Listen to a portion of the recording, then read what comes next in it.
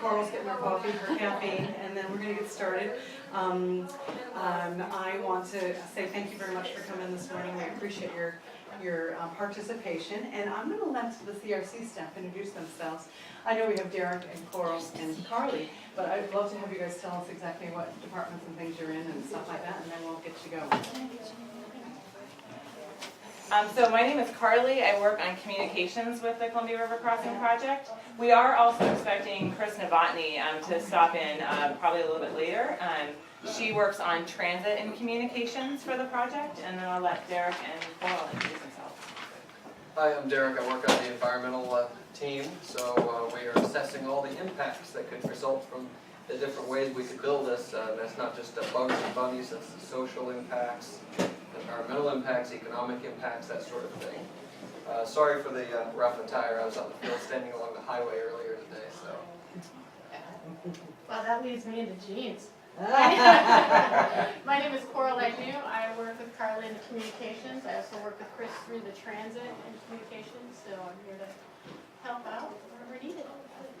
I will let you know one thing. I'm going to pass out some basic information about the project. We have phone numbers on the back.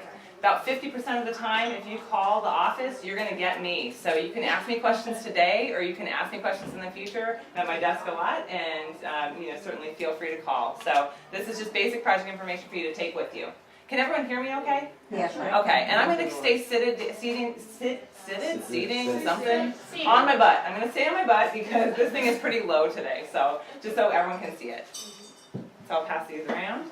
I'm also going to pass around a flyer for an open house we're having on Hayden Island. We're going to have additional visuals. We'll have some additional staff at this. It's going to be on February 10th in the evening at the Jansen Beach Super Center. They have that community room that's just across from the carousel. So we'll be having that on February 10th. So if you just want to hang out a little bit more, get some different information, there'll be staff from ODOT at that open house, and also some staff from the city of Portland. So if you have questions about the Hayden Island plan, and other things, there'll be some resources there as well. So I'll pass this around as well.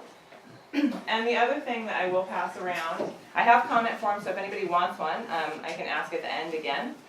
The only other thing I'm going to pass around is we do have an email and a mailing list where we'll send out information periodically. So if you're interested in getting information on the project, I'm going to pass this around. If you want to provide an email address or a mailing address, we periodically send out information on the project. So I'll pass that around now as well. And then I'll be done passing things around and start walking through. So I definitely have seen some faces in this room before, and a lot of faces I haven't met before. So this is going to be a pretty general sort of overview about the project and where we're at right now. And then if there are specific questions, that's part of why we brought some additional staff. So some of the folks who maybe have different questions or more detailed, we have a couple folks here who can answer those questions. So I just want to give people this sort of background, and then we'll walk through some of the stuff we're doing right now. So for folks who aren't familiar with the project, the Columbia River Crossing Project is a bridge, transit, and highway project for 5 miles of Interstate 5 from about Columbia Boulevard in Oregon up to SR 500 in Washington. Right now, the existing bridges out there, the green bridges that touch down on Hayden Island, it's 2 bridges. One was built in 1917 and one was built in 1958. Has anyone here lived long enough to remember some of the tolls on the 1958 bridge? A couple folks. Yeah, so we remember tolls a little bit. Well, you know what I liked? Yeah. They stopped when it was paid. Right. Yeah. It's a big question, which we don't have the answer to right now, certainly, about what the policymaker decisions will be in the future. So that's always my answer, is I don't know what the policymakers will do in the future, but we know that people remember that it went away, certainly. So right now, as folks may know, there are 3 lanes in each direction, and there are really no shoulders on that structure. So if you're traveling along and there's a breakdown, it happens in one of the travel lanes. And there is a lift span right now there, and it's also, when that lift span goes up, it's the only red light on I-5 from Canada to Mexico. So we're a little bit unique in this area. Right, we're unique. It's very unique. And so here's some pictures of what it used to look like. Interestingly enough, when the 1917 bridge was first built, there were trolley tracks on that bridge. So some of the light rail that we're looking to provide across the river today really is reminiscent of what they were planning for in 1917, which is kind of interesting. Also, as we were talking about the tolls, this is the toll plaza that used to exist on Hayden Island. We are not talking about toll plazas for the tolling on this project. We're talking about all electronic tolling. So this sort of wide expanse of space for toll booths would not be necessary. There's also a number of safety concerns with the idea of providing any toll booths based on the structure of the project. So we would not be seeing this again.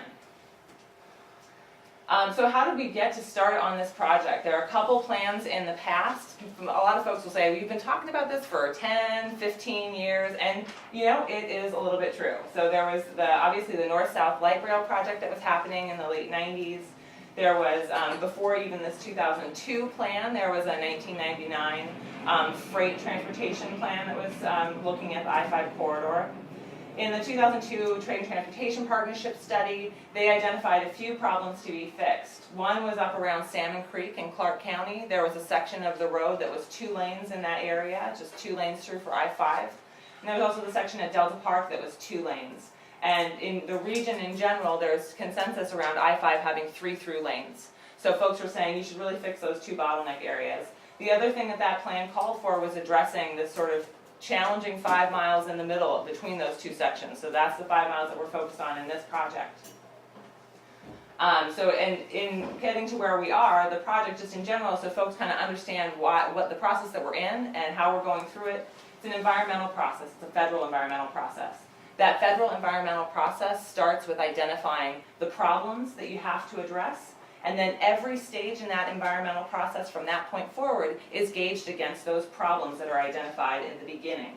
So that's something that's important to note in how we came to the decision, or the options that we have on the table today is really guided by those problems that we identified early on.